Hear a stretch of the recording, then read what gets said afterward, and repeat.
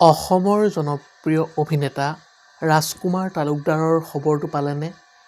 শুভেচ্ছাৰে উপচাই পেলাইছে অনুৰাগীসকলে। সৰ্বপ্ৰথমে আমিও আমাৰ চেনেলৰ তৰফৰ পৰা অসমৰ জনপ্ৰিয় অভিনেতা ৰাজকুমাৰ তালুকদাৰক হিয়াভৰা শুভেচ্ছা জ্ঞাপন কৰিছোঁ। নমস্কাৰ বন্ধু-বান্ধৱীসকল, আপোনালোক সকলোকে আন্তৰিক স্বাগতম জনাইছোঁ আমাৰ চেনেলৰ অন্য এটা নতুন ভিডিঅ'লৈ। কি খবৰ আপোনালোকৰ? আশা কৰোঁ সকলো কুশলে আছে। সকলোকে নৱবৰ্ষৰ হিয়াভৰা শুভেচ্ছা জ্ঞাপন কৰিছোঁ। মোৰ আপোনাৰ সকলোৰে প্ৰিয় অসমৰ জনপ্ৰিয় অভিনেতা ৰাজকুমাৰ তালুকদাৰৰ খবৰটো পালেনে? আজিৰ ভিডিঅ'টোৰ জৰিয়তে সকলো সবিশেষ আপোনালোকক জনাবলৈ চেষ্টা কৰিম, গতিকে ভিডিঅ'টো অলপো স্কিপ নকৰাকৈ শেষলৈকে চাই থাকিব।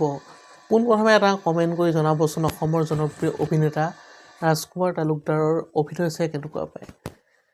মঞ্চ আৰু চলচ্চিত্ৰ জগতৰ সুদৰ্শন অভিনেতা ৰাজকুমাৰ তালুকদাৰৰ আছে এটা ভাল খবৰ। নমস্কাৰ বন্ধু-বান্ধৱীসকল, আপোনালোকে এই ভিডিঅ'টো সম্পূৰ্ণৰূপে শেষলৈকে চাব, তেতিয়াহে বুজি পাব।